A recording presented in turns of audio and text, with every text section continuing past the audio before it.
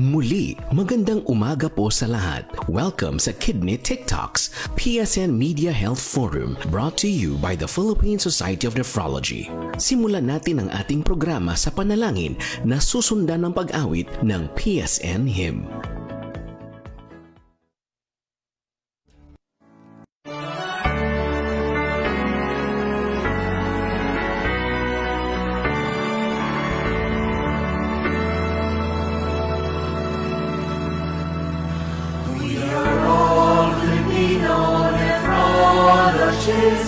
Committed to our noble call, in dedicated service to God and mankind, we consecrated our minds. O Philippine Society of Nephrology, entreat us to be in unity, enlighten and equip us in fulfilling our mission and vision with direction from the Lord. Kitang tanan, Pilipino nephrologist, kasulbat sa butong ng okasyon. Naidatungag serbi, iti Diyos kinta tao, napadal siya nga bibigyan.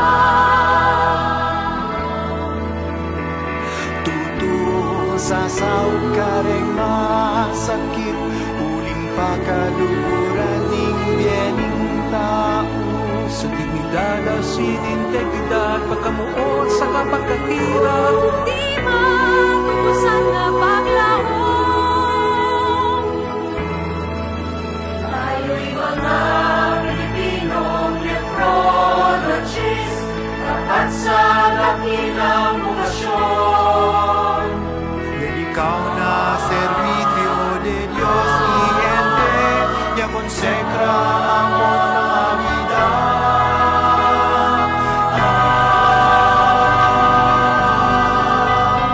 We are all Filipino nephrologists, committed to our noble call, in dedicated service to God and mankind.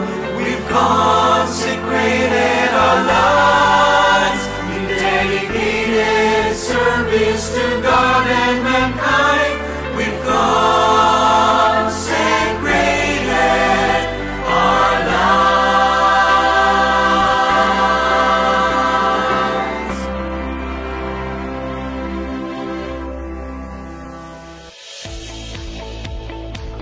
Magandang umaga po sa lahat. Isa na namang episode ng Kidney TikToks, PSN Media Health Forum ang ating matutunghayan ngayon. At sa umagang ito, ang forum natin ay pinamagatang No Approved Therapeutic Claims. Ating pakinggan ang opening remarks.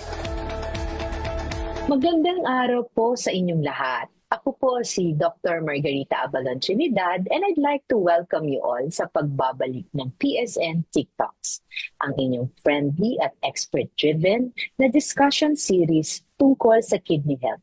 Hatid sa inyo ng Committee of Public Health and Patient Protection headed by Dr. Irina Ray Rojas at Committee of IT and Publications headed by Dr. Ray Isidto. Ngayong araw, napaka-timely at importante ng ating episode. Sa dami ng ating mga health products at herbal supplements na pinopromote online, ang dali talagang malito sa mga claims na nakakalinis daw ng kidneys or nakakagamot ng chronic kidney disease. Pero gaano nga ba ito talaga ka-safe? At ano ba ang sinasabi ng siyensya tungkol dito? Para tulungan tayong ma-separate ang facts from fiction, kasama natin ngayon ang ating moderator at lead organizer ng lahat ng TikTok episodes, si Dr. Kathleen Joy Garingaraw. Maraming salamat sa kanyang sipag at dedikasyon. Alam natin na gagawing interesting at madaling maintindihan ni Dr. Kathleen ang ating usapan ngayong araw. Kasama rin natin ang ating kagalang-galang na guest, si Dr. Nixon Austria na magbabahagi ng kanyang ekspertong pananaw. Siguradong magiging maliwanag At kapupulutan ng aral ang ating episode tungkol sa mga maling paniniwala sa untested supplement. Sa pamamagitan ng PSN TikToks, layunin po nating bigyan ng tamang kaalaman ang bawat Pilipino. Mga impormasyon na tama, siyentipiko, at makakatulong sa pangangalaga ng ating kidneys. Kaya naman, lubos ang aming pasasalamat sa AstraZeneca Philippines at Fine Line Productions sa kanilang suporta sa proyektong ito. Kaya stay tuned po, maki-join sa conversation at huwag kalimutang i-share ang live stream na ito sa inyong mga pamilya at kaibigan para sabay-sabay tayong matuto. So, tara na! Let's get started! Maraming salamat. Hindi mo na kailangang lumayo. Lalapit na sa inyo ang sagot para sa malusog na bato. Kaya sa episode ng Kidney TikToks ngayon, sama-sama nating abutin ang kaalaman na dapat lang maging trending. At bago tayo magsimula, kilalanin natin ang ating moderator for today.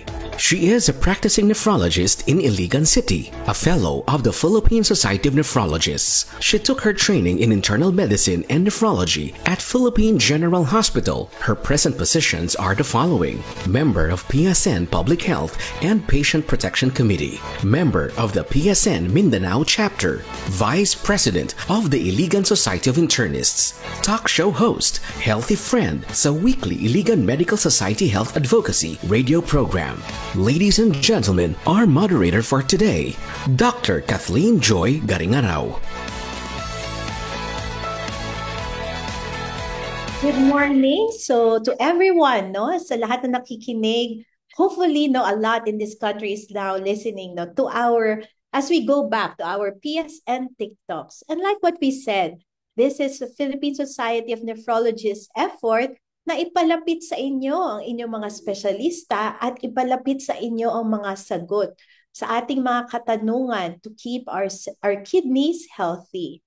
And today, we are starting with a topic na very timely nga, no? Kasi nga, ang dami, kahit kami kahit ako, as someone who browses through social media, Facebook, Instagram, nakakaano yan, nakakatukso, no? Yung mga advertisements. Ang galing, ang ganda. And hindi as a doctor, hindi ako na-exempt sa mga mishaps and a bit of mistakes, no? Sa pagbumibili ako ng mga ganyan online, dahil talagang nakakaano-engganyo. And sino ba naman ang hindi gustong maging healthy, magmukhang maganda if we're talking about beauty products, no? No, and but the thing is, pag tumingin ka ng Facebook, tumingin ka ng Instagram, TikTok on these products, no? Sino ba ang kausap mo kapag nagpro-promote nitong mga products na to? Yun ang isang dapat nating iniisip. Dahil kung sa mga merchants, sa mga nagpro-promote, pera lang ang katapat ko sa atin, kalusugan at buhay. And to further enlighten us, ang kasama natin ngayong araw na ito, we have one of our very dedicated lay educators in Philippine Society of Nephrologists, si Dr. Nixon Austria. And Dr. Nixon Austria had his medical degree in UP College of Medicine and hindi na siya umalis. No? Doon na siya tumira. From clerkship, internship, until nag-internal medicine, until nag-fellowship ng nephrology, no? Na subaybayan namin ang paglaki niyan. Ngayon, malaki na siya. At isa na siyang practicing nephrologist and isa sa mga nephrologists in Southern Tagalog and serving as a vice president of the Philippine Society of Nephrology Southern Tagalog chapter. So aside from the usual medical practice, he also took up masters in public management, major in health systems and development in the Development Academy of the Philippines. And also now, aside from his practice, he is also a section head of nephrology and dialysis department of Calamba Medical Center and in a consultant in Daniel Mercado Healthway Hospital. So, hi, good morning, Nixon. Good morning, Ma'am Kat. Magandang Oo, araw sa ating so lahat. tayo ang pabuenas ng PSN TikToks sa kanyang Yes. pagbabalik. So hopefully naman, no, we can give justice and hopefully our watchers will find this episode relevant. So this Yes. episode is available nga sa Philippine Society of Nephrology Facebook page and in our other social media, no, pages. So gusto ko lang i-kick off itong talk, no, ni Dr. Nixon Austria with a talk of my own. Parang introduction sa kanya. Gusto ko kasing malaman din ng mga tao gaano kahirap ang proseso na para sabihin mo na ang isang gamot or sige, supplement is something that can treat you. Madami yan. Mataas ang pinagdaanan yan. Parang doktor lang. Sinasabi namin kung ilang taon kaming nag-aral, no? Bago kami maging doktor at maging legit itong aming mga advice na sinasabi. Pero pati gamot, no? Para kang dumaan sa karayom just to prove your worth and to say na you are efficacious as a medication. Okay? So let's talk about drug development and safety. Ako pala, sorry. So, okay. Ayun. Ang isang gamot, any kind of medication, will start with a concept. Concept usually from our scientists. Maraming mga matatalinong tao, not necessarily mga doktor. Knowledge of a molecule, knowledge of a chemical, knowledge of ano yung sakit na gusto nating tulungan. So, all these things with that knowledge, and kung naka-identify ka na kung saan mo pwedeng makuha yung molecule na yon, yung chemical na yon na pwedeng makatulong, it will undergo preclinical testing. So ito ay ang pag-test sa mga gamot para malaman kung ito ay ligtas at epektibo, hindi sa tao, sa hayop muna, or may other laboratory ways to be able to, and more advanced ways to do this testing. Basta lang, rest assured, hindi tao ang unang gagamitin sa isang preclinical testing. At ang mga experiment na ito ay dapat pumasa sa isang quality assurance and ethics na nasa buong mundo. This is a worldwide standard, by research authorities. Next, so halimbawa, sige, na-prove na natin na ang isang gamot, ang isang chemical ay may potential na makagamot, doon sa sakit na target natin. Ang next na tanong is, ano ang safety nito doon sa mga unang tao na pwedeng pagbigyan nitong gamot na to? So again, yung preclinical, mga ano yan, mga animal studies yan or laboratory studies. And hindi yan ganyan kadali.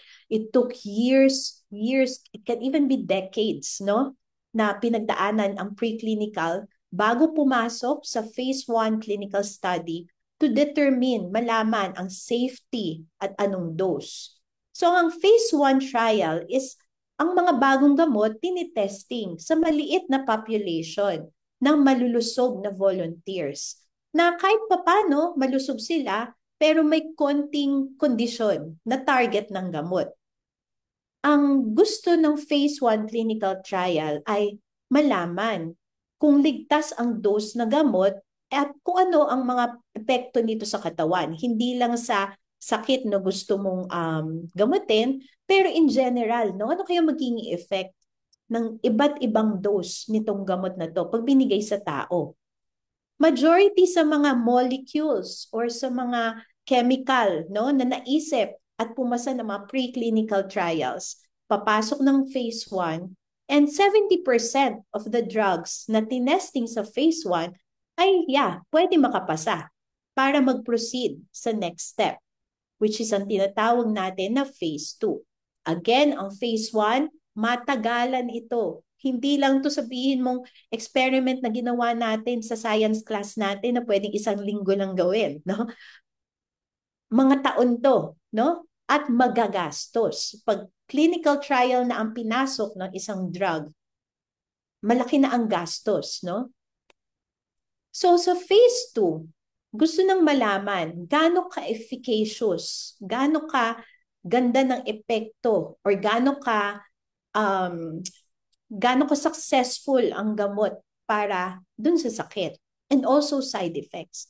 So ito sa tao pa rin, pero mas maraming tao na ang tinest, no, compared sa phase 1. At ang gustong malaman ng phase 2 ay, ang gamot ba ay ligtas at effective sa isang mas malaking populasyon, mas malaki kaysa sa phase 1? Another study that can take years, no, and decades na bago matapos.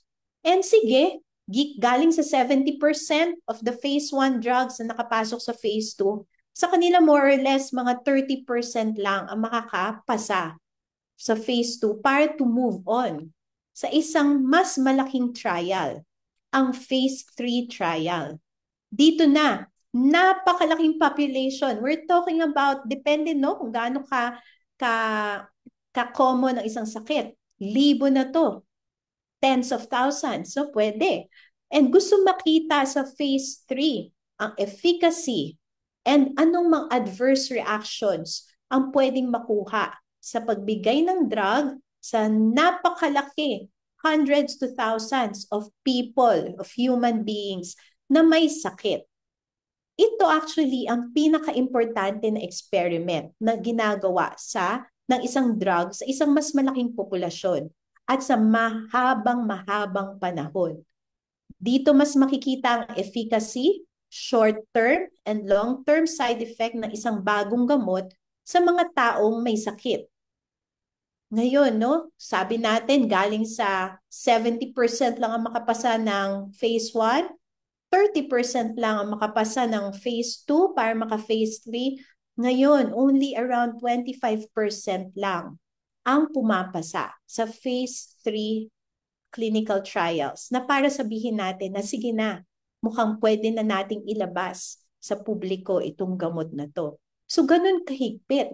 At ang phase 3 clinical trials, dito na-involve na minsan ng mga doktor ng mga pasyente na ang hawak na isang phase 3 clinical trial. At kapag nakapasa ang isang gamot, no, sa isang phase 3 clinical trial at gusto na ng manufacturer na i-release na ito sa publiko dahil effective nga, hindi pa rin ganun kadali. Dadaan pa rin tayo sa Food and Drug Administration approval. And lahat ng bansa sa mundo, may isang FDA. Kaya kung titingnan ho ninyo, hindi ganun kadali talaga.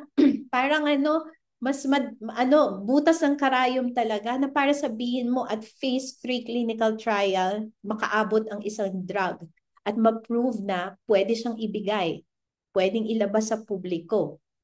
Ngayon, hindi pa rin pala natatapos doon, no? Even if nag-FDA approve ka na. Dahil even ng FDA, hihingi pa rin ng isa pang trial, yung tinatawag na phase 4. Which means, sige, binigyan ka ng clearance sa FDA, sige, i-release mo nga yan, yung gamot mo. Pero, isa-study pa rin natin yan. And these are real world settings. Yung binibili na ng mga tao yung gamot o nire-reseta na ng mga doktor ang gamot. So, tinitignan dito, ulit, ang safety, efficacy, and cost-effective ba ang gamot, no, na binenta na, nireseta na sa mga pasyente. At ito ay gagamitin ng FDA para sa mga susunod na rekomendasyon at evaluation ng isang bagong gamot sa market. So hindi pa rin nakahinga ng maluwag si manufacturer ng gamot. Kasi once you are FDA approved, you are subject to constant monitoring, no? So bakit ba natin nga kailangang i-share yung bagay na yan? Kasi nga gusto nating ma-emphasize na parang ang dali lang makakita ng mga gamot, no, sa social media, no? Pero sa kanila napakadali lang yung mga nag-promote nito, yung nagpo-push sa inyo na bilhin to. napakadali lang sa kanila. Pero tingnan mo naman yung history na kailangan pagdaanan ng mga legitimate na drugs, no? Ikaw, Nixon, no? Parang sabi ko, parang tayo lang pagdodoktor. Yung pinagdadaanan ng mga ng mga drugs. Pero ang masakit kasi dito, no? Kung FDA approved ang isang drug, pinagbabawal sila mag-market, 'di ba?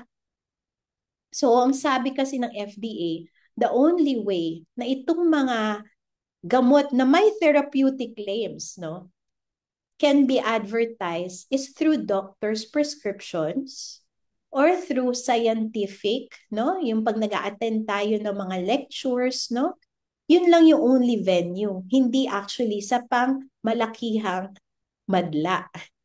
Pero parang mas maluwag yun, mas may leeway to promote yung actually yung mga no therapeutic claims na mga mga gamot. Oo. Kaya siguro no sa clinic, tatanungin ka rin ng mga pasyente, siguro yan din yung nakakamahal sa presyo ng legitimate drugs. Kasi yung pinagdaanan nila na proseso is talagang magastos, no? Dugo at pawis ng isang scientist, ng isang manufacturer, and eventually ng mga tao na naging parte ng populasyon na para ma-prove ang efficacy na isang gamot na para makaabot sa atin. I think ang napabilis lang among all these drugs, no, is yung COVID vaccines, no? Parang yun lang. Yun lang ang napabilis, COVID vaccines, because emergency ng buong mundo to. No? Pero hindi pa rin ito nakawala sa standards na kailangan pagdaanan ng isang gamot. Yun. So to continue on, no? Again, ano lang to, opening na to actually. Mas may meet yung kay Doc Nixon. Parang okay na yun, Ma'am Kat, eh. Ang dami na namin natutunan. Gusto ko lang ipakilala sa inyong lahat si Food and Drug Administration, okay? Kasi this is ang aking ipipresent were all taken from the Food and Drug Administration documents and website, no, which is accessible sa tanan. Pero for us, sige, pinadali na natin, huwag nyo na i-google, ito na ho yun.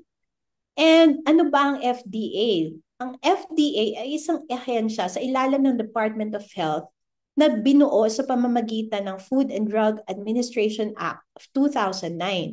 Ito ay may mandato na siguraduhin na ligtas, epektibo at maganda ang kalidad ng mga produktong pangkalusugan. Namely, pagkain, gamot, cosmetics, mga devices, biologicals, bakuna, mga diagnostic agents, diagnostic tests, mga may radiation, no, na ginagamit sa tao, and mga household substances, yung safety sa ating mga bahay and usual na mga substances na nakaka-interact natin araw-araw. And FDA is found in almost all countries in the world, no, na trabaho niya na i-regulate ang any substance na dumitikit sa ating mga tao. And ang mga drugs, kapag mag-undergo ng approval ng FDA, will be classified as number 1, prescription pharmaceutical product ba ito? Meaning, isang gamot na doktor lang ang pwedeng mag-reseta at ang reseta ay hahanapin sa inyo sa mga drugstores. So, hindi ninyo pwedeng makuha lang ng walang reseta. Kasi itong mga gamot na to, mga gamot na binibigay sa specific na klase ng sakit at may kailangang bantayan at i-monitor sa inyo. Ang isang gamot ay pwede ding masabi na non-prescription pharmaceutical product. Pwede siyang isang pharmacist only. Meaning ano pa rin, hindi mo kailangan ng reseta pag non-prescription pharmaceutical product. Pero minsan, hindi lang yan i-release, hindi yan nakalagay dun sa mga shelves ng drugstore na accessible sa iyo. Dun pa rin sa counter ng pharmacist. Kasi baka may issue sa storage, may issue sa handling, or baka may mga babala or reminders na kailangan ibigay sa iyo ang pharmacist before ibigay sa iyo yung gamot. And yung general sales, non-prescription pharmaceutical products. So ito yung mga pwede nyo lang hablutin, no? Sa shelves at minsan hindi pa nga in pharmacies binibenta. Dahil in general, as far as the studies show, ang mga gamot na ito is generally safe, or kung may side effects man, something that is easily recognizable even ng isang tao na hindi galing sa isang medical field.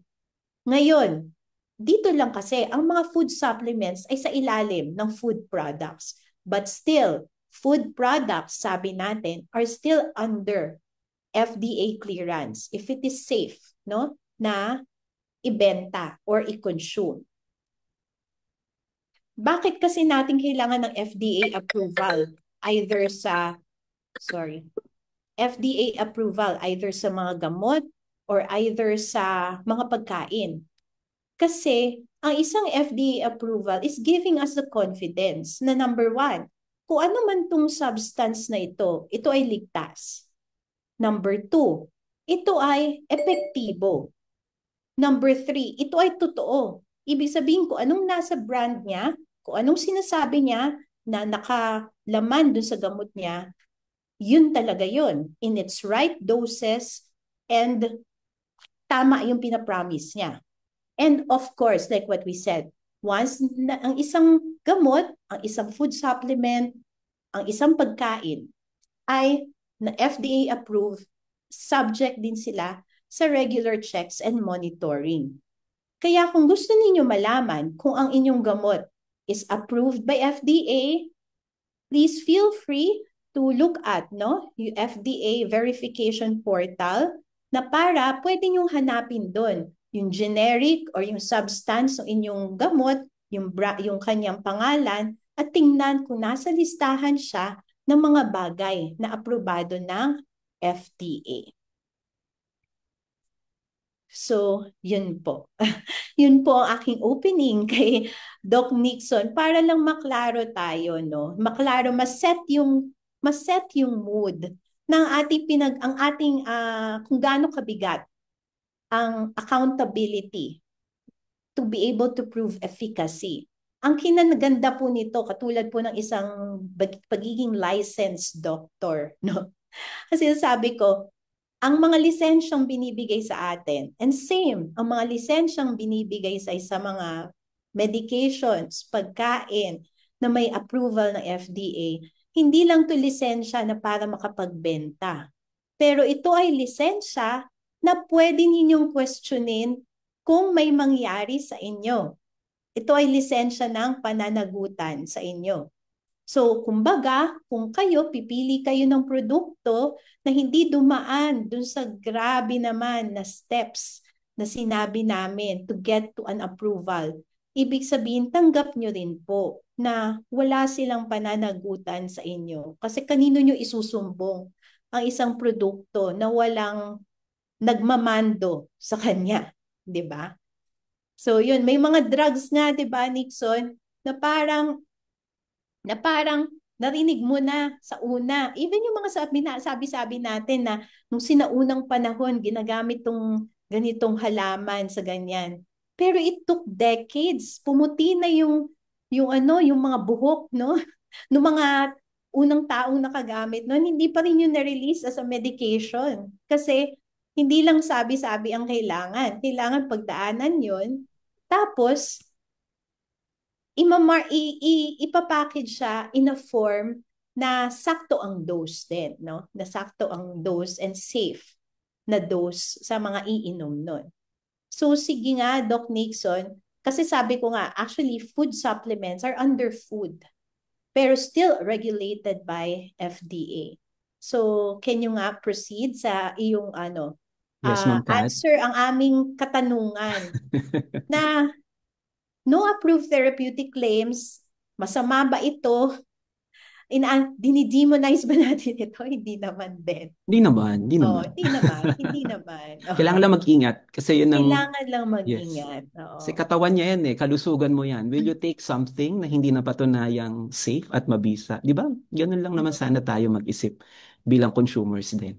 Alright.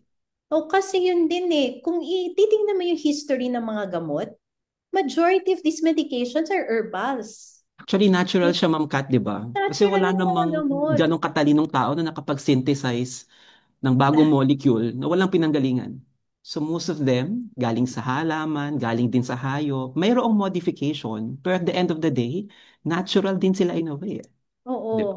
Ano ba So, yan? Yung gamot tingnan na natin. ano, yung sikat ngayon dahil sa nakakatulong sa kidney, sa diabetes, sa heart. Itong Mhm. mga SGLT2 inhibitors, dapagliflozin, Correct. empagliflozin. Mhm. Apparently, galing pala yan sa apple tree.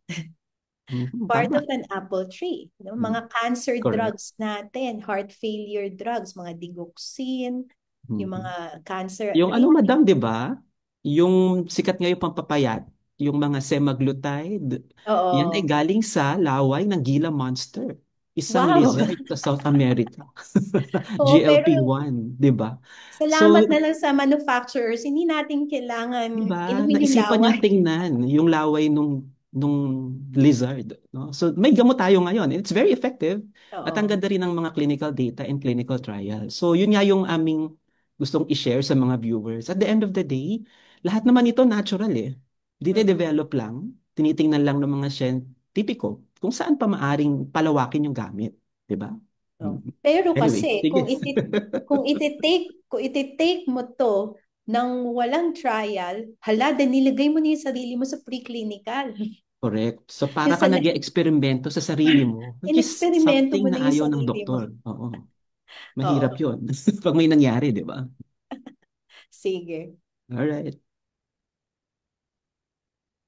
So, can I proceed na ba, madam? Yes. Yeah, let's go. So again, I'd like to thank the Philippine Society of Nephrology, especially yun pong committee natin, ni na Dr. Marge on patient safety and protection. And of course, si Dr. Ray Isidro, member ako niyan, yung ating IT committee.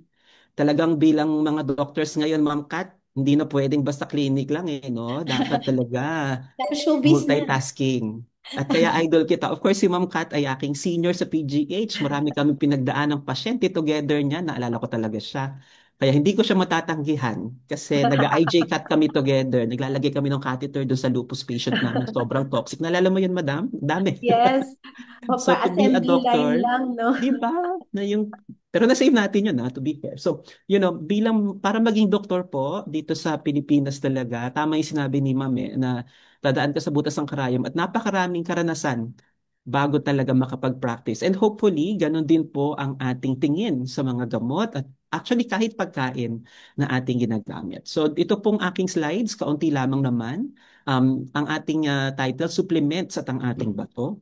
So again, ito po yung aking nabasa na kanina. I will just have to declare dahil sa kahit na anong discussion, mapa-scientific man yan or kung ano pa mang mga interaction, mabuti na sinasabi natin for transparency yung ating conflicts of interest. Meron ho akong ganitong relasyon sa mga pharma companies na ito pero hindi po sila naging papel sa paggawa ng mga slides at discussion at content ng pag-uusap natin ngayong umaga. So balikan ko lang, nabanggit na ito ni Madam, ni Doktora kanina. So food extracts ang supplements ay hindi gamot. So they are food extracts na binibigay bilang tulong sa kakulangan. Ito po, nasa FDA ito, nasa NFNRI din, yung Food and Nutrition Research Institute of the Philippines, which is yung specific kung nag-aaral no, sa ating bansa. Sila po ay mga food derivatives. So kung baga, kumuha tayo ng component ng isang pagkain, vitamin C, kinonsentrate nila, pinagsama-sama nila, nilagay nila sa tableta. Ang purpose ho nito, ang dahilan ng paggawa nito ay bilang tulong sa kakulangan. Yun ang unang development. Hindi ito gamot at hindi ito napatunayang nakakapagpagaling sa anumang karamdaman dahil ayon sa FDA at hindi lang ho sa Pilipinas, ano? Kahit sa Amerika, sa ibang bansa, yun ang pamantayan. Kung magde-develop ka ng isang substance, mapa-food extract man yan, mapalaway man yan ng palaka or whatever it is that you are thinking of na mayroong maitutulong, i-apply mo siya as gamot para sa isang sakit. Okay? Pero kung siya ay dinedevelop mo bilang nutrisyon, bilang pangdagdag, bilang pangpuno sa kakulangan, i-develop mo siya bilang supplement. Mahaba po ang history ng supplement sa buong mundo. Una itong sumikat mga 1940s at sabi nga ng ibang expert dahil panahon ng gera, may tagutom, Kaya sa buong mundo malaki ang demand for food fortification. Dito sa, ang dami ko sinabi, pero sige, I think it's nice to know. Dito sa Philippines, ang isang sikat diyan si ano si nutritionist natin, si Orosa, no? Na Okay. siyang nag-develop ng mga ketchup from banana, nag-vitamin C supplementation, fortification. Sila yan dahil nakita nila yung pangangailangan that time. Pero paalala lang naming mga doktor, dapat binibigay ito sa mga tao lamang na may di sapat na nutrisyon. Yun ang una niyong iisipin. Bago kayo mag-take ng supplement, bakit? Yun bang vitamin A ko kulang? Yun bang vitamin C ko kulang? Dahil nung unang-una pa lamang, nung dinedevelop ang konsepto ng supplement, doon siya nabuo. Panahon ng tagutom, panahon ng giyera. Ang tanong natin sa sarili natin, may giyera ba ngayon? Hirap ba akong humanap ng vitamin C source? Ako ba ay nasa dagat? Wala ba akong access sa mga gulay at prutas para magkaroon ako ng scurvy or yung vitamin C deficiency na sakit? Yun ang huumuna ang ating isipin. Pero kung kayo, like ako, lagi ko sa clinic, binabanggit ko to. Yung pasyente, di ba, Ma'am Kat, very Oo. well nourished, Diyos ko, mas malaki pa sa akin. Ang body mass index niya siguro nasa mga 30 na. Tapos nagsusupplement. So, ang una nating itatanong, Mami, talaga bang kailangan mo pa ng dagdag nutrisyon? So bago natin inumin, i-review muna natin nasaan tayo. Yun po ang unang advice ng doktor. Okay? Ngayon, tatanong siguro kayo, Dok, bakit naman kaya lumaki ng ganyang yung pananaw, yung paniniwala na ang supplement ay kailangan nating lahat? Bakit kaya ito naganap? Ito po ay dahil, sa totoo lang, ang supplement industry ay isang malaking industriya at maaaring pagkakitaan ng maraming mga kumpanya. In the US, ito, nagbabanggit na ako ng mga data, pero ano naman to, yung references, sasabihin din natin at the end of it. Sa US, parang $57 billion industry ang estimate sa supplement alone, products pa lang alone, the sale and the promotion and all that. The entire industry is earning around $57 billion a year. Sa Philippines, of course, mas maliit, but still, it's a large market and it's a large potential. Kaya maraming mga unscrupulous o kumbaga, kaya ni-sponsor ito ng PSN, I'm sure, kasi napansin na ng mga nephrologists, Diyos ko talaga, kaliwat kanan. Dahil napakaraming mga kumpanya, med representatives, mga kapitbahay nyo siguro, kumare nyo, o kung sino nagre-recommend nito dahil actually ang isa pang nakaka-bother na napapansin natin, 'di ba, Ma'am Kat? Minsan Mm. parang nagiging part siya ng pyramiding. Oh, Bibili ka, 'di ba? ginagamit na negosyo. Correct. So, pag magbebenta ka, may commission ka. So, isang bote ng ganitong herbal supplement, benta mo, mag-recruit ka ng ibang magbebenta, and then lahat ng benta niya may porsyento ka.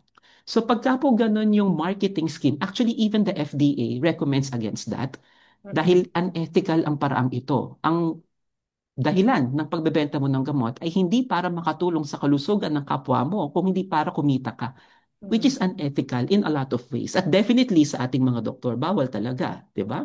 So yun ang aming sinasabi. Ito yung situation that we're living in. That's why it's a systematic attempt to bring into our minds na ang supplement ay maganda, ang supplement ay kailangan mo, ang supplement ay ganito, ganyan. We have to be careful and protect ourselves from such, alright? Kaya nga nabanggit ko ito, Ma'am Kat, may mga gumagamit pa ng deep fake upang palabasin na lehitimo at rekomendado ng doktor. And we have a lot of professors, experts na lumalabas na lang yung mukha nila, At tapos yung hindi mga naman friends pinaalam. natin, Totoo no? yan. Professor Sasabihin nila, natin, teacher natin, oh, magugulat ka. huwag kayong maniwala, hindi ako yan. Correct. Kasi nga, ginagamit yung legitimacy. Kasi alam nila na nag-aral tayo, nagpakadalubhasa tayo. So gagamitin nila yung ating muka, yung ating yung integridad ng tao para makabenta. Which is wrong, di ba? Maling-mali yun. So yun, kailangan natin yung munang isipin. Pag may nagre-recommend sa atin, ano ba itong product na ito? Paano ba ang marketing nito? Sino ba ang grupong ito? Kasi factor din ho yun no? Doon sa quality and safety ng ating produkto. Ako lagi itong binabanggit ko rin sa mga pasyente, hindi ho totoo na walang side effect ang supplements. Number one side effect, gastos. Kasi hindi ho libre yan. 'Di ba? I had one patient nga, may cancer pa ito Tapos, dami ko nang shinare, pero I think it's better this way para Yeah. makatotohanan at makarelate yung ating audience. Nakakuha siya ng juice from one alternative clinic na supposedly daw ay makakatulong maraming antioxidant, makakapagpabura or makakapagpagamot doon sa kanyang bukol sa breasts. May breast cancer siya. And when I asked kung magkano yung isang herbal concoction na 1 litro ng ganun, more than 1,000 pesos. And you're supposed to take at least one of that a day. So sabi ko, ma'am, susugal ba tayo dyan sa ganyang sinasabi nilang alternatibong gamot nang hindi pa napatunayan at ang presyo ay ganyang katindi? Doon ho sa 1,000 na yun kada araw, maraming mabibiling gamot yun na pang, di ba, maaaring makatulong for chemotherapy itself. So, nababox out po, natatanggal yung mga talagang gamot na mahalaga dahil alam natin nasa Pilipinas tayo, economics is always an issue. So, ang major side effect nito, ubos ang resources, wala nang pera sa gamot. Ginagamit kasi bilang gamot na hindi dapat dahil supplement nga lang siya in the first place. Tama? Bukod dito, maaari ito magdulot ng overdose, allergic reactions, effects sa critical organs. Pag-usapan natin mamaya. So, ang sinasabi lamang po naming mga doktor, walang mali sa supplement kung ito ay gagamitin natin ng tama. Okay? May Okay. mga na-dialysis na rin ako dyan. Ayan, madam. Sa Totoo mga yan. ganyan, oo na. Sige nga, share mo nga yan. Ako Oo. meron ako, madam, hindi naman supplement ha, pero we're talking Oo. about unscrupulous parang promotion of medicinal products and stuff. Yung sa amin dito, doktora sa Batangas, yung tinutubog yung paa Ano sa yun? chelation therapy yung Oo. tawag. Parang foot Mm-mm. spa. So they have a foot bath. Okay. And I read about it kasi makikita mo talaga syempre may tubig and then may mga ihahalo silang chemicals and that. Nagbabago yung kulay. Nauso yan before, depende yung Correct. kulay ng Hanggang tubig, dito kung ano meron pa yung kami, sakit ma'am mo na nailabas niya, di ba? Yes, ang paliwanag doon sa pasyente, they're not doctors, I'm sure, is yun daw yung mga toxins. Sabi pa nga yun daw yung creatinine na natatanggal nung technology na yon. So yung patient ko, nakakampante siya kasi sabi sa kanya, ay, so mga once a week daw na treatment. Parang dialysis daw to purify your blood. And then wala pang 2 buwan na dialysis talaga siya. Bumalik siya sa akin, sabi niya sa akin, Dok, ang mahal-mahal pa ng singil sa akin, hindi naman pala effective. Ang sabi ko, sana tinanong mo muna sa akin before mo gawin at Mm-mm. hindi ka nawala sa follow-up. At tinigil din niya ang gamot kasi nga kampante siya na, ay, nalilinis naman pala yung dugo ko. So Mm. ito ho yung, kumbaga, situation ng Philippines ngayon. Kaya as doctors, as relatives of patients na kumakalinga sa mga pasyente natin, as patients ourselves, maging mapanuri kasi pwede ka talagang pagsamantalahan, i-take advantage of.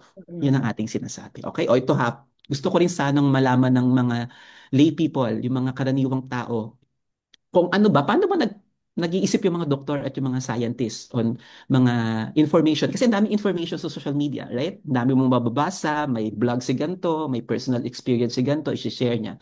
How do we classify such? Paano natin to susuriin critically? Una, ang gamot, nabanggit ito ni Ma'am Kat, napatunayan na nakapagpagaling ng sakit o anumang komplikasyon nito.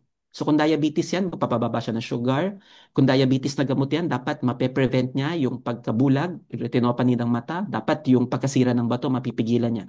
Pag may roon siyang study, pag-aaral, na pinatunayang kaya niya ito, tatawagin natin siyang gamot. Kung wala siyang ganong study, hindi siya gamot.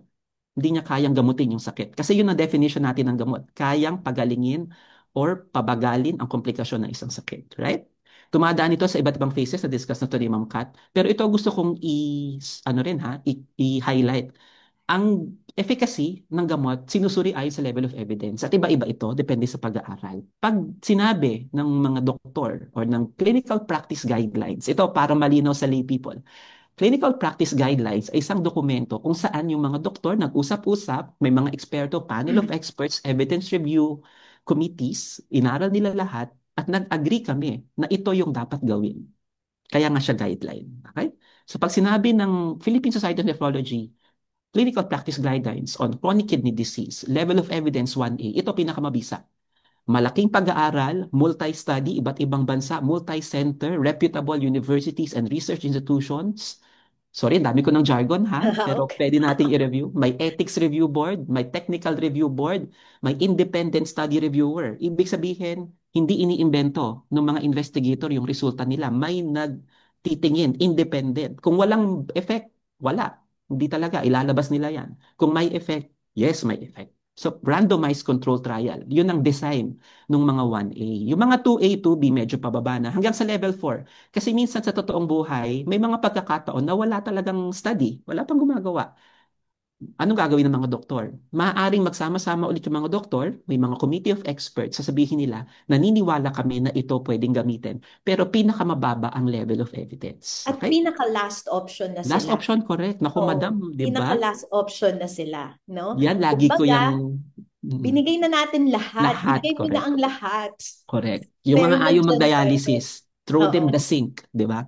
Mula level of 1A yan, yung dapat glyphosate, 1A yan ngayon, right? Hanggang sa pinakadulo, yung talagang wala ng, di masyadong malinaw, pero maaaring meron, pwede natin iba to eh. Kasi baka may benefit pa rin. Hindi tayo kasing sure sa 1A, pero sayang kasi hindi naman zero. Baka makatulong pa rin, right? So pwede nating tingnan yan sa ganung paraan. Ako minsan, ma'am, pag may mga referral, di ba lagi tayo may referral ng mga may Oo. sakit sa bato? Tinitingnan ko yung reseta ng mga ibang doctors eh. Hindi naman sa ano ha, internist, GP. Pag yung reseta, wala yung mga 1A, tapos puro expert opinion yung dulo. Yung mga supplements, minsan nasa expert opinion level yan. Medyo mapapaisip ka, ba't naman kasi hindi sinama? Kasi ang practice guideline, sinasabi niya doon, you must use this drug above everything else. Mm-mm. Di ba? So okay lang gumamit nung sa dulo, nung 3 or 4 evidence, pero dapat yung 1A nandun pa rin. Right? Mm-mm. Hindi pwedeng doon tayo mag-rely sa mababang klase ng evidence. Anyway, I'm Tsaka taking too iniisip long mo on na this. rin yung bulsa Mm, ng pasyente pag tinignan totoo, mo yung reseta. totoo. Kasi Sa mga iisipin niya, pasyente na kidney ah, disease patients, nakaka 2 pages ako back to back. Kung yung totoo malalang yan. malala na, di ba? Yung Totoo. talagang gusto mo nang ibato talaga lahat. Correct. Back to Kasi back nga, yan. Pero mapapaisip ka, kung ako ba ang bibili nito? at Or yung kung, ginagawa natin yung doktora, oo, like, magkano ang maintenance ng isang CKD patient? Mahina ang 10 to 15K eh. Kung bibili niya talaga yun in a month. So, yun ang ating kailangan ding isipin para sa pasyente natin. Okay? So, ang mga supplements, ito ang mga supplements ay hindi bahagi ng ano pa mang clinical practice guidelines. Kasi nga by definition, di siya gamot. Maaring merong opinion, merong a few articles, pero kalimitan ito maliliit yung study population, observational study, yung quality of evidence, hindi ganoong kataas. We're not saying na we're against it, dapat lang malinaw sa atin paano siya ginagamit at malinaw ang expectations natin. Huwag tayong iinom ng supplement na for the kidney na maaaring may study pero aasa tayo na isi-save tayo from dialysis. Wala pang ganong kalalaking trials na pwede talagang, 'di ba Ma'am Kat, i-regenerate yung bato. Minsan kasi ganun ka-outrageous yung marketing na naririnig natin. Okay? mm, Sige. So again, para lang mas malinaw pa, food supplement ay hindi gamot. Gamot, may randomized trial, may level of evidence, may systematic reviews, malinaw ang evidence, may specific objective, which is pigilan ng sakit, pigilan ng komplikasyon ng sakit. Supplement, ano siya? Mas loose. Kaya nga po gustong-gusto to ng mga companies. Kasi ang FDA regulations to approve a supplement, napakababa lamang, right? You just have to prove that it's safe, meron siyang study. Pero pag gamot yung ina-apply mo, naririnig natin ito sa mga kaibigan natin sa pharma industry, butas ka talaga ng karayom. At minsan nga, gusto pa nila ng local study. Kasi requirement ngayon yan. Dahil may iba yung, iba yung pagkakaiba-iba katawang rin. Pinoy. Iba yung Correct. katawang Iba yung Pinoy katawang sa Pinoy. Iba ang katawang dose ng puti. Pinoy. 'Di ba? Oo. Anong average weight ng mga Caucasian, yung mga puti? Ang lalaki noon, 80 kilograms, 90. Yung Pinoy, 50, 60. So, there could really be subtle differences. Yung processing ng katawan natin, yung atay ng Pilipino, kidney ng Pilipino, may pagkakaiba yan sa ibang lahi. Kaya kailangan nating mag-ingat. Okay? O ito po. Ito yung sabi kong mga recommended uminom ng supplements. Okay? So, yung mga may vitamin and mineral deficiency, halimbawa, yung mga buntis, ito, population-based study ito. So, National Health and Nutrition Survey, halimbawa. Sinabi doon, majority ho ng buntis ay kailangan ng folic at iron dahil yung kanilang nutritional needs hindi lang para sa sarili nila, para rin sa baby nila. So, hindi sapat yung regular diet. Sila, kailangan nila yan. Kaya ang mga OB natin nagpe-prescribe talaga. Ano pa? Mga taong may iron deficiency anemia, very common sa babae. Kasi ang iron nawawala through bleeding at ang babae regular na nagbe-bleed every month. So may mga nagre-recommend ng iron supplementation sa mga babaeng nasa reproductive age. Mga babaeng menopausal, ano bang unique sa kanila? Pagka bumababa na po ang estrogen, progesterone, ng female hormones, may effect ito sa metabolism ng ng buto. Rumurupok yung buto, nare-release yung calcium, mas mababa yung bone formation. Kailangan bumababa ang synthesis ng vitamin D. So to prevent osteoporosis, nire-recommend din mo ito. Yung vitamin C, nabanggit ko na kanina, scurvy. Ito sakit ito ng mga tao sa barko noong unang panahon kasi nga wala silang prutas na may vitamin C. Pero ngayon, very rare na natin nakikita. Ano pa? Iodine deficiency. Ito po yung dahilan kung bakit nagkaroon tayo ng iodized salt nung panahon ni Johnny Flavier. Kasi nakita nila sa survey of Filipino diet, very lacking ang ating iodine. Pag mababa ang iodine, it causes mental retardation in kids. It causes so many side effects. Sa mga, ako, na-assign ako sa Abra Madam dati, di ba? Talaga Ah, nakikita mo doon, wala silang namundo ka access. pala. Yes, madam. Totoo ang chismis. De, joke lang. Ito po ay parte ng Doctors to the Barrios program ng DOH after med school. Doon nakikita mo ang food stores nila, ang food products na kinoconsume nila, ang layo nila sa dagat. So, konti talaga ang iodine, no, sa kanilang mga kinakain.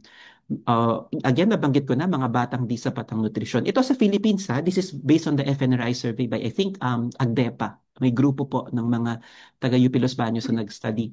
Ang majority ng Pilipino, majority ng vitamin deficiency ay calcium, iron, and vitamin C. So, kailangan nating tutukan, kumbaga, itong mga ganito.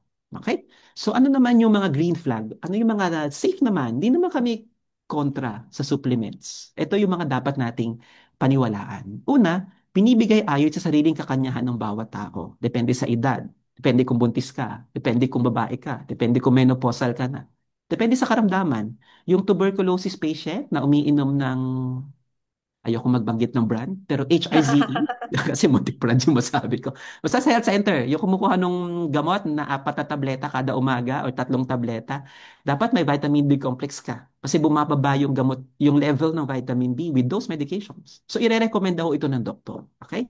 Yung lokasyon na banggit ko na, iba't ibang lugar, iba-ibang diet practices. So, yung deficiency, yung kulang doon, hindi pareho ang nutritional deficiency ng isang taga Legazpi Village, Makati sa isang taga Payatas, Quezon City. So, i-check nyo po yung diet. Alright? Ang mga supplements ay panulong lamang. Again, paulit-ulit na kami. Do not expect sobrang gandang mga resulta from supplements. They supplement, they add, pinupuno lamang nila yung kakulangan. Hindi maaaring pamalit sa maintenance medication. Okay? So, hindi pwedeng itigil si Losartan, kakain ka na lang ng bawang. Di ba, Ma'am Kat? Nangyayari yan. Yung mga apakababait nating mga daddy patient ko yun eh. Okay lang ako doon. Kumain Yung akong crispy pata. problema Kumain yan naman ako ng usually ng bawang. endo eh. Yung aking Diba? husband, endocrinologist, si insulin plant. Yes. Yan. Kinakain nila. Hindi naman brand. I think it's safe Oo. naman to say, sina Oo. spirulina, sina insulin Oo. plant, sina ganyan. Ipapalit daw. That's not how it's supposed to be. Oo. So, hindi na There, take ng gamot sa diabetes correct. kasi May nagtanim insulin plant naman. ng insulin plant. Oo. Oo. E di sana pala, insulin plant na lang ang nilagay sa clinical practice guidelines. Sana pala yun na lang ang ginamit nating lahat, right? Kasi natural siya. Pero, ano Ma'am Kat, pagdating ni Sir Carlos sa HbA1c, ano nakikita niya? Malamang Ayun nga, doon na double umiinit yung digit ulo pa niya rin. eh. Correct. Sabi din niya, de sana nagpatubo na lang ako ng insulin plant sa clinic ko at, Sana, at sana, pinabigay ko correct. kung okay Diba? So naman yung yun. ganon, mag-ingat ho tayo kasi magkakaroon ng komplikasyon if you replace them. Yung mga ganyan. Okay? Again, nabanggit ko na to, maaring magkaroon ng side effects ang natural, mas mabilis ma-overdose kasi sa mga tablets. Halimbawa, vitamin C, correlated po siya sa kidney stone formation. Vitamin D, kidney stone din. At may mga case reports ng kidney failure pa nga pag na-overdose. So ingat tayo, hindi porke natural, safe agad. Ito, share ko lang din. Naalala ko nung pandemic, sobrang nauso yung mega doses of vitamin C. Dahil Yes. takot tayo lahat for boosting the immune system. Pag chinek mo yung reseta, 2 grams of vitamin C a day. That's too high. Meron ho tayong tinatawag na recommended daily allowance. Yun, i-share ko mamaya yun. If you go over and beyond that, may mga komplikasyon. What happens with vitamin C? Vitamin C increases oxalic crystal formation in the urine, oxalates, at nagkakos siya ng kidney stone if you take it for a long time na high dose. So yung kahit anong sobra, masama pa rin sa katawan kahit pa sabihin nating natural. Okay? But Ito if you take vitamin C through your food, hindi problema ang kidney stone. Yun correct. din, di Dahil ba? never kang ma-overdose sa vitamin C kung pagkain ang pinanggagalingan. Right?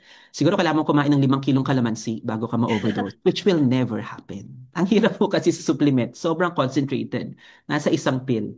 So, ang bilis ma-absorb.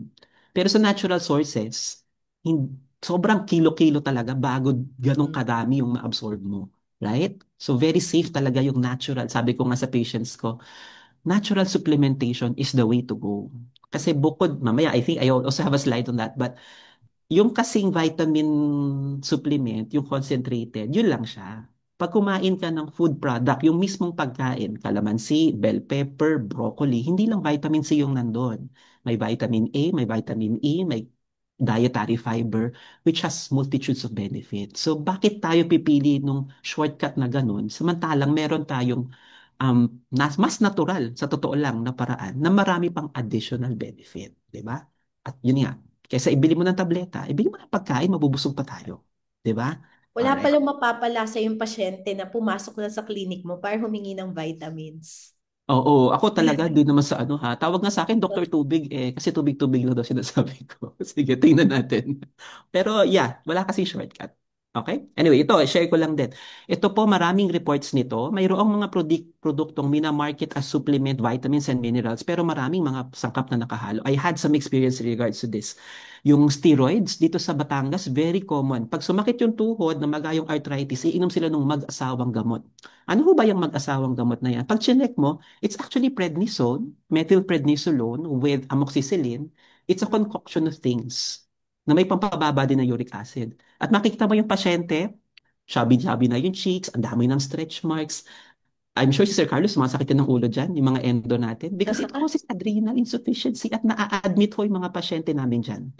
So ingat, no? Pulang-pula, flash na flash sila, Cushingoid, yung tinatawag naming features nangyayari. Yung iba po, ito pag-aaral din ito, no? Yung iba, yung mga pinopromote sa lalaki, yung pampalakas ng resistensya, pampagana sa stamina ng mga lalaki. Meron palang sildenafil.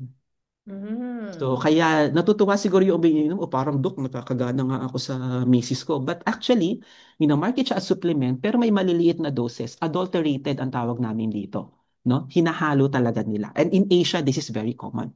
Yung thyroid hormones, ephedrine. Ephedrine is also known as mawang. Ginagamit ito in traditional Chinese medicine para sa asthma. And it's true, no? Isa siyang epinephrine, ephedra derivative. Pero nakakatakot dito, pwede mag-cause ng palpitations, Oh. hypertension. Kasi nga, again, Ma'am Kat, natural product, pero gamot siya at pwedeng maka-overdose. Thyroid hormones, I'm sure millennial lang aking ano dito, reference. Yung Bangkok pills noong mga unang Ah, panahon, sumikat to, di ba? kaya siya 90s, nakakapayat. 2000. May mga studies na nagsabi na meron siyang thyroid hormones, levothyroxine, that causes faster metabolism. Bukod sa, may diuretic din siya, madam. Ang dami nilang diuretic na ilagay. So yung pasyente pumapayat kasi ihi siya ng ihi. Pero napapansin niya, kabog na kabog yung dibdib niya, lagi siya naiinitan, lagi siyang Nanginginig siya. nanginginig siya, ganyan. Huwag naman sana umabot sa lumuluwa ang mata, pero it can really cause thyrotoxicosis. So mag-ingat ho tayo. These drugs na binabanggit ko are based on studies at lahat ho ng ito hindi dumaan sa FDA. Mostly smuggled, may OFW yung umuwi from Bangkok, binanggit sa kaibigan, uy, Mare, meron ako ditong Bangkok pills, inumin mo. Be careful of that, mga kababayan, kasi mahirap sumugal kasi hindi natin alam saan ang galing, sinong gumawa at anong hinalo at maaaring may side effect. Okay, dami ko nang sinabi. Parang yung dapat paniwalaan, di dapat na rin kasi parang nanakot tayo. Pero it's true, no? It's been documented. Okay, bilisan na natin. Mga di dapat paniwalaan, ito, wag ho tayong mag-iisip ng ganito. May isang supplement na makabubuti sa lahat. Bato, utak, puso, lahat. Wala pa akong naimbento. Ako lagi sinasabi sa pasyente ko. Kung meron hong nakaimbento ng gamot na pwede sa lahat, kami hong mga doktor ang una makakabalita. Di ba, Ma'am Pat? Sa dami ng scientific symposium natin, convention, annual meetings, international conferences na ina-attendan. Minsan nga, in drug development pa lang. The other, di ba, sorry, I just shared, nasa Florida kami nung early part of this year. Hmm? Grabe yung study nila doon, stem cell treatment na. Pero Okay. they're like, sorry, I'm nerding out a bit, pero sobrang galing kasi they're trying to develop organoids, parang mga cells na kamukha ng kidney cells na ginagamit nila sa mga Parang yun na animal ibibigay. models. Oo. Tapos ayaw pa nilang i-share nga masyado kasi hindi pa sila ganong early phase pa lang ito. Pero sabi nila may potential. So ganun po yung mga doktor. Dinedevelop pa lang, sobrang very, very primitive pa. First stage pa lang siya, animal trial pa lang. Naririnig-rinig na namin eh. So I think it's impossible na biglang may wonder drug na susulpot bigla dyan, nasusolusyonan lahat ng organ systems na hindi man lang namin narinig. No? As long as your doctor is up to date at yun na nga, specialista, professional, yung ganong klaseng mga considerations. Okay? Sunod, ang supplements na nakakapagpaganda ng timbang, Dok, gusto kong tumaba, inom akong supplement. Hindi po yan totoo. Ang nakakapagpataba po ay calories, carbohydrates. Hindi po siya Kainin natin supplement. siya. Di ba? Kahit uminom ka na sa damakmak na niacin, riboflavin, vitamin B complex, vitamin A, vitamin C, hindi ka tataba kasi wala silang calories, wala silang carbs, wala silang caloric value, hindi sila energy. So gusto nyo tumaba, kumain kayong kanin, kumain kayong tinapay, kumain kayong pasta. Hindi rin totoo na sila ay pampagana. Although mayroong ibang studies na nagsasabi na yung ibang gamot pwede, pero again, hindi siya supplement. Okay? Gamot ho talaga sila. Bawa, yung mga pasyenteng may cancer, cancer cachexia, binibigyan yun ng steroids, low dose lang, para ganahan kumain, tumaba.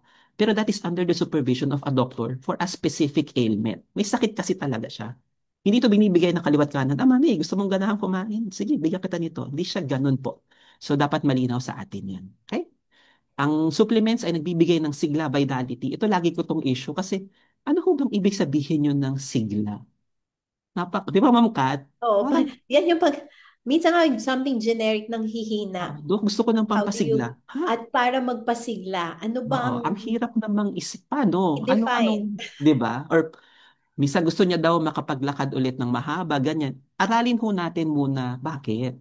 Dahil ba to sa heart failure? Dahil ba hinahapo kayo? Dahil ba masakit ang tuhod nyo, ang mga kasukasuan nyo? Wala ho kasing single na gamot na pag binigay namin, lahat yun masusolusyonan. So, imbestigahan, tingnan muna natin, ugatin natin yung dahilan. Okay? Mag-ingat, ito lagi ko nakikita sa mga katagang pure all natural, quick fix, Mm. newest breakthrough, etc. 100%. Again, yan po ay marketing ploy. Wala pong ganun pang kahuhusay na mga gamot internationally. So pag ganito ho ang marketing, ingat tayo, malamang sa malamang false advertisement ito. Okay? Huli, kung sa Facebook, kung sa Google, kung sa internet, mag-ingat sa mga kaduda-dudang website. Alamin kung sino yung nagpapatakbo ng website.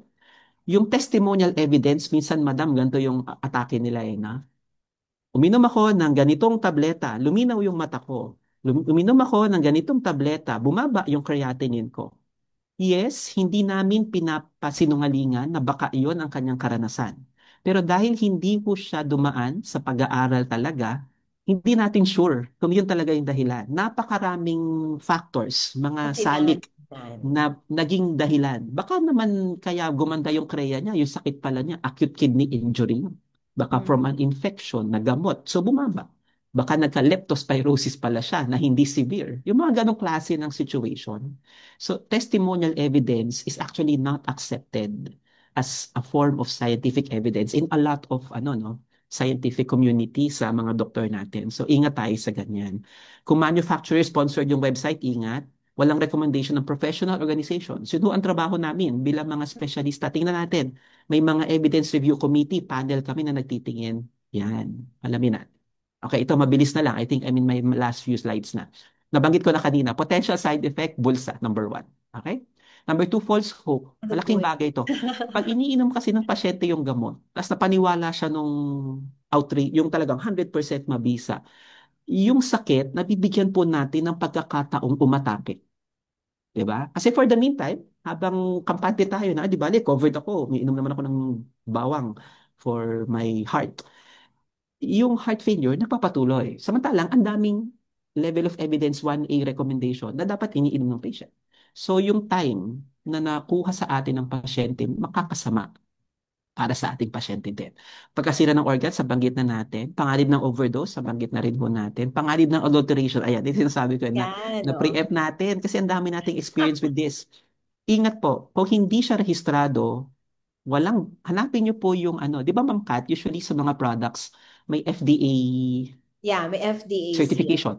Oo. Although Bawal not ilagay sa everybody logo talaga nila. visible yung kanilang FDA Correct, approval. correct. But, Pero dapat nandun sa packaging. tingnan Oo. nila, oo.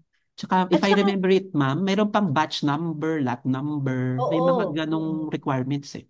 So, pag yung mga kababayan natin, pag hindi nyo yung nakikita doon sa packaging ng gamot nyo, medyo magduda kayo. Kasi pag may nangyari sa inyo, wala kayong habulin. Walang legal na pananagutan yan. Kasi nga, hindi naman siya registered. So, hindi siya, yun ang mahirap. Eh kaming mga doktor, yung mga nire-reseta namin, Usually, kilala namin yung kumpanya niyan. Kung imported man yan, kilala namin yung distributor niyan. Pag nagkaroon ng side effect na admit sa ospital yan, pwede nating i-report talaga sa FDA. Okay? So yun po, para safe yung ating mga ginagawa sa ating sarili. Or I think this is my last slide. So ano nang hatol natin? Ano nang ating ah, final answer sa paggamit ng mga supplements. Number one, dahil iba-iba yung ating katawan at kanya-kanya rin ang ating karamdaman, sumangguni muna sa doktor. Okay? Walang one size fits all. Hindi pwedeng benefit para sa lahat. Hindi ho ganun ang buhay. Tayo po ay ginawa na may kanya-kanyang unique, no, nakakanyahan. Okay? So, bago kayo uminom, paalam niyo muna kay doc yung pinapa-follow upan niyo para sure tayo na, kasi may alam siya tungkol sa'yo na maaring hindi mo pa naunawaan ng ganun at maaring may epekto po yung gamot pagka hindi natin pinaalam ng ganun. Tama ang supplement kung iinumin ito para itama yung kakulangan. Yun lang ho talaga ang objective, ang purpose, ang layunin ng supplement. Punuan yung kakulangan. Tulad nga ng sabi ko kanina, kung walang kulang, di wag uminom. Dahil additional, ako sa kidney din, Ma'am Kat, di ba? May ganun akong concept Anything that's not needed by your body will be metabolized by mainly two organs, your liver and your For kidney. your kidneys. So binibigyan mo pa ng dagdag trabaho yung kidney mo, di man niya kailangan. At saka mas masarap Makakapagod pa siya. lumuya ng pagkain. Totoo yan, di ba? Kaysa sa limunok na Nakabusog, di ba? tablet. Yes. Siyempre, pili tayo ng healthy food. Walang shortcut sa kalusugan. Kumain ng wastong pagkain, mag-ehersisyo, at magpakonsulta para sa mga may karamdaman. Okay? So these are the references I have. I think meron akong ibang slides before pero sige, pwede na lang nating i-discuss sa Q&A po natin. Ayan, maraming salamat sa pakikinig. I hope may mga nalinawan. At kung meron pang questions, Ma'am Kat, yeah, take it away. Paano tayo? Alam mo, even sa FDA, pinagbabawal pala nila yan. Yung sabihin ng isang food supplement na I am better than a well-rounded meal or I'm better than a healthy diet. May ano pala yan, may penalty. Or yung mga gamot na nagpapaka-sounds like na isang legit na gamot, bawal din pala yan, no? Kahit sa branding, kahit sa pangalan yung mga katunog. ganyan. Kasi it will cause Confusion. Correct. confuse ka, no? Ng ano. So, para lang din sa lahat, kung may encounter kayo ng mga products na kaduda-duda at nakita ninyo na hindi FDA approved, FDA is also asking for our help na i-report sila. Na para marating sa radar nila, pupuntahan nila to, susuriin. And kasi, no, may mga consequences din. May mga consequences ang pagbebenta ng mga product na hindi FDA approved, such as may penalties ang FDA, no? Na range 'yan ng penalty na kailangang bayaran, pagpapasara ng establishment, pagkakakulong, no? And all other criminal charges, especially kung may taong na-trouble dahil doon sa produkto. Pero alam mo, madali lang yan for a manufacturer, for an establishment. Pero sa atin as consumers, panganib sa buhay at kalusugan. So actually, dyan nag-e-end yung ating pinaka-talk, yung pinaka-meat ng aming talk. Ay, i-add ko lang, no? I am practicing in Mindanao. Yan, nandiyan si Doc Marge. We are in PSN Mindanao at medyo meron kaming quirk in our area because we have our brethren, no? Na mga Muslim brothers and sisters. So mga doctors, kung nanonood kayo, may mga supplements and vitamins na hindi halal na you cannot give to our Muslim brothers and sisters. It's also something that I've learned from a patient, no? Na nagsabi siya sa akin, there are certain very common multivitamins na apparently hindi pwede sa kanila dahil may hindi halal. So that's also one thing to take into consideration when we're taking these supplements or prescribing if needed. Okay. So parang I think marami na tayong natutunan, no? And kung wala naman hong questions na magbibigay ho ngayon live, we will gladly entertain you if at your convenience panoorin ninyo ito at a later time. We would susubaybayan namin ang aming chat boxes, no? na para Ayan, ma'am, oh, meron tayo yata. meron. Ayan, oh. Can I Saan? read? Ayan, oh, O, from an sige, sige, hindi anonymous ko attendee. makita. May Oh. halamang gamot na nirecommend ng DOH para sa ilang sakit. Mga halamang gamot na ito ay parang tablet or capsule form sa mga pharmacy. Pero nakalagay pa rin, no approved therapeutic claim. Nakakalito daw. Oo. Hmm. Pero to give credit to our government, no? DOST, ganyan. Talagang open ang gobyerno for our scientists to look into all these herbals para ma-convert into Tama. medications. So Correct. bakit nga ba nakakalito yun? Sabi nga na, kasi di ba meron tayong 10 halamang gamot, no? Bakit sinasabi pa rin na no approved therapeutic claims pag ganyan? Kasi malamang ma'am, hindi pa siya naka-satisfy ng rigorous criteria para tawaging gamot. Maaring meron siguro, ako, opinion ko lang to, I think, it's specific situation yun eh, per company na nagde-develop ng herbal na yon. Mm. Maaring hindi pa niya nasa-satisfy. Kaya for now, ima-market niya muna as supplement. Yun ang isang posibilidad. Actually, meron tayo diyang yung PITAC, yung Philippine Institute for Oo. Traditional and Alternative Center, PITAC. Siya po yung gumagawa nun. So, ang mga narinig namin, I was in DOH before then, although opinion ko lang ito.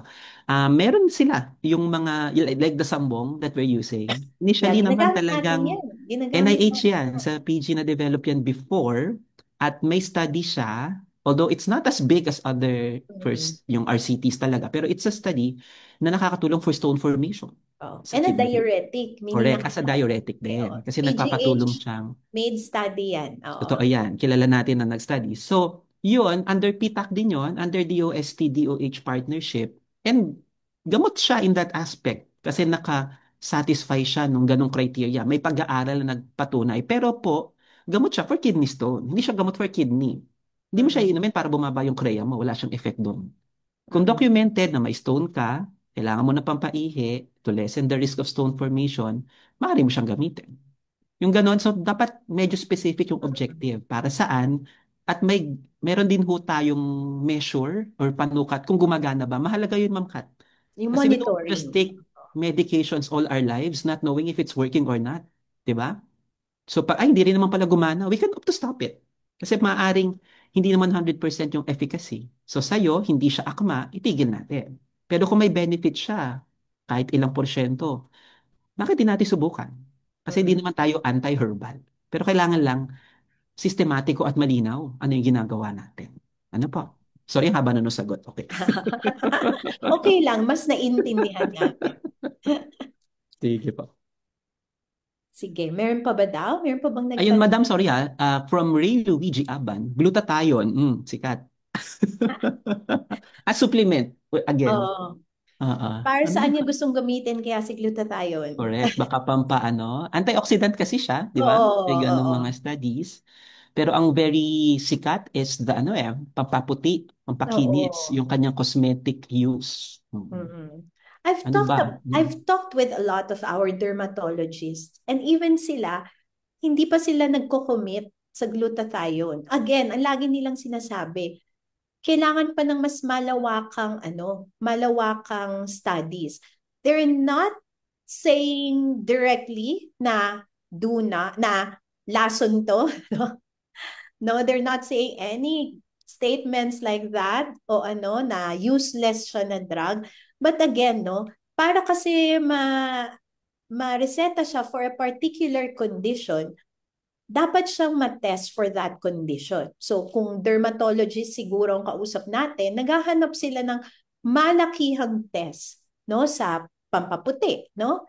Siguro if we're looking at may liver diseases, ganun din. Or kung gusto natin pang kidney, ganun din. Hindi lang natin parang binibitawan yung salitang antioxidant. We want this drug tested. Number one, is it an antioxidant?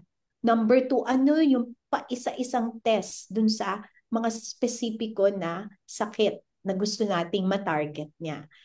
So, pero personally kasi, I've seen complications, no? Who have done mga beauty drips, ganyan. Na pwedeng Correct. Si piliin Cinderella Drip. Ay, sorry, sa bawal. Brand ba yon? Hindi pa naman. hindi yata. Hindi Kasi naman. parang siyang Kasi minsan pag sinasabing mga ganyang drip, parang kung ano-ano na yung loob Or niya. Snow White, Disney Oo, character naman siya eh. So sige. Combination siya, madam, usually ng gluta and vitamin C. oo. Tas as drip siya sa mga aesthetic clinic. Mm. Mm. So may mga ganun, especially pag pinag-usapan na halo-halo, nako even yung doctor mo malilito na Totoo yan. i-analyze the Baka individual drugs adulterated din. and yung Oo. reaction of each drugs and yung Correct. reaction ng drugs sa tinitake mong drugs, Mm. existing drugs. And So, mind you, madam, IV to ha. So ang oo. gamot ho, pag diretso sa swero, mas mabilis ang overdose. Kasi direct yun eh. Mm. Yun. Anyway, if I may, actually yung PDS, yung Philippine Derma Society, naglabas sila ng statement that they're not recommending the use of IV drips for cosmetic purposes. Number one, because it has no clinical evidence. So wala talagang pag-aaral na consistently nagsabi na gagana yan. Again, they are banking on testimonial evidence. Si artistang ganito, pumuti sa gluta, di ba? Yan mo naririnig natin. Or si ganitong endorser, pumuti sa gluta. But kung large-scale trials po, hindi. Even the Society of Derma Specialists, the PDS, has a Mm. statement against it. Pangalawa, tama si Ma'am Kat, may documented ho siyang toxicity sa mga Mm. organs natin. So ako, personally, tingin ko, let's not use it as a supplement kasi nga hindi pa siya masyadong malinaw at may panganib pa siya sa ngayon. Mm. Unless may siguro bagong pag-aaral na pasinungalingan yon, then perhaps that's a time when they can say otherwise. Although there are some diseases that they are okay with Ayun, glutathione. But again, magagaling po yan sa doktor nyo at doktor, meron ba kayong deficiency or sakit na kinailangan itong si ang gluta. glutathione. Alright. Okay na siguro. I have one, sorry, I'm seeing kasi the chat box ha, Oh, hindi ko na okay na nasa ko nakikita. screen. Pero Sorry. sayang, last naman na. Actually, mas comment, bakit ba kasi daw hindi kinakasuhan yung mga company or manufacturers na nag-advertise through Facebook kasi ang dami nga daw nakakalitong advertisement Mm. from Joan Fabian. Oo. Magandang tanong. Yung pagbabasa ko ng mga FDA circulars, they are really finding it very hard na habulin yan lahat. But they are they are starting to they made regulations na rin, no, sa mga social media advertisements and some limitations and some penalties then kung there's something wrong with how you do your advertisements also. And also yun nga eh, nililimit din eh. In fact, yung mga nire-reseta naming gamot na legit, bawal. Bawal sa advertisements. No? Nakaano yun. Yung mga general consumer products, pwede sila Diretso. mag-advertise, no? But we have to admit, this is a new era on social media, no? Mahirap talaga but evolving, no? Evolving ang ating mga ahensya sa gobyerno. Pero alam mo, isang kailangan mag-evolve ng mas mabilis is tayo as consumers, no? Number one, malaking tulong din yan if we will report them sa mga kinauukulan. If we see something na kaduda-duda, no? Hindi naman, okay lang yan. Hindi ka, panalo ang praning, as I say. So if you think something is kaduda-duda, then there are agencies, even FDA, is open for reporting. And also tayo, no? Whenever we see this post, try nating itabi yung ating mga emotions and feelings. Let's try to be objective sa ating dahil ang power nitong mga advertisements na ito nanggagaling sa atin. Tama. Most Ako, especially. if I may add, I think tama, Ma'am Kat, yung FDA, wala siyang police power. Mm-mm. So wala naman siyang team na magre-raid ng mga pharmacy, magtitingin ng mga ganyan. Oo. So much of, well, it's an institutional problem din, I think, on their Magre-report din part. sila sa kinauukulan. Oo. Tawag din sila na NBI, papaimbestigahan din nila muna. Ganun siya eh. Oo. So medyo limited din sila. So I think the better way sa system ng Philippines is self-regulation. Mm-mm. Tayo mismo, let us arm ourselves with the right information, tas tayo na mismo yung magsala nung iinumin natin, nung ititake natin. Kasi nga, maraming factors eh. No? So, pero kung sa sarili natin, malinaw, I think malaking bagay yun for our protection. Mm-mm. Alright? May anonymous, sorry last, no? Ako yung nakakabasa, Oo ma'am. nga, hindi Sige, ko sorry. mabasa. Pero sige lang, okay Although lang. I really find it hard to answer this question. Bakit yung mga dermatologist daw nagbibigyan ng gluta drips if it is not FDA approved? Ako kasi Tanungin natin sila. dami Hindi ko nang kasi. na-encounter so far sa akong ma-encounters. And meron din kami ditong mga lay forum that involves our friendly neighborhood dermatologists dito. And our dermatologists are really backed up by their experience and by their credentials of their training. And they maintain that, no, na they will not give us something, no, pampa-beauty, no, or even treatment sa ating mga skin na hindi nakitaan ng proper evidence. Yung pinakita nating step by step kanina, no? I think sige, no, it's like sa akin kasi itong mga ganito, parang pag sumakay ka ng sasakyan mo, you have an option not to use the seatbelt or to use the seatbelt. If there's a possibility naman na hindi ka rin naman mamamatay ngayon na hindi ka nag-seatbelt. Pero, 'di ba? Gamitin na lang natin yung seatbelt for increased safety. Ganon din sa drug safety, no? Pwede nating sabihin talaga na ang dami ko namang nainom, no? Pero wala namang nangyari sa akin. But still, all these checks and balances were made to assure the safety of the big population, no? So same yan, oo. So wala akong kilala actually na dermatologist. Ayoko na mag-comment kasi di ba madam, merong mga derma na, sorry ha, alam mo naman to, may derma talaga na PDS certified, may derma na iba pa yung organization na meron sila. May mga ganong society din sila dyan, may mga other groups. So I'm not sure how to comment on this. Ang hirap pong sagutin. Maganda magkaroon tayo ng tanungin natin sila. Maganda, kausapin talaga natin diretso ang mga derma. Oh yeah, tanong mo. Paalala lang po namin, kidney specialist po kami. Baka mapaaway naman yung pasyente. Pero it's your right to ask. Kasi it's your body di ba? So tanungin niyo po directly. Ang hirap naman na kami yung sumagot. Anyway, so I think, madam, we're beyond yan. Okay, so thank you. Wala na rin namang questions. Thank you so much. Thank you. Sana po we were able to give you what you needed for this topic. And no, dahil napahaba-haba kami, we would like to turn you over sa aming boss ng aming committee of Public Health and Patient Safety Committee.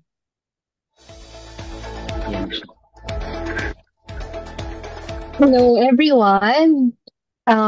First of all, thank you kay Dr. Nixon and Dr. Kathleen para sa very informative lecture on herbal medications to approve therapeutic claims. Ang dami nating learning today that would benefit our patients. Sana more hours kasi parang medyo nagiging juicy na yung question and answer nung bandang huli.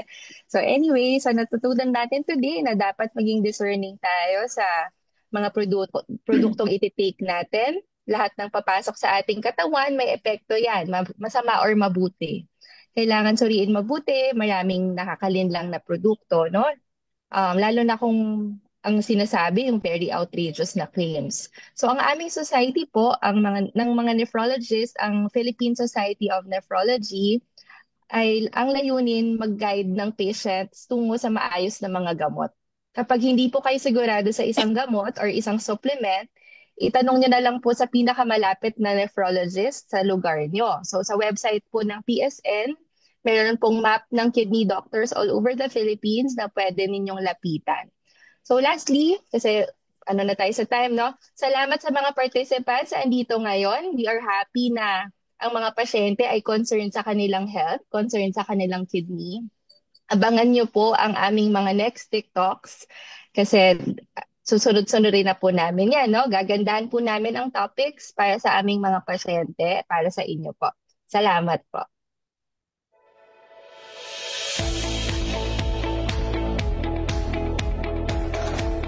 Dito na po nagtatapos ang ating event para sa umagang ito. Maraming salamat sa lahat ng nakibahagi at patuloy na sumusuporta. Ito po ang Kidney TikToks PSN Media Health Forum.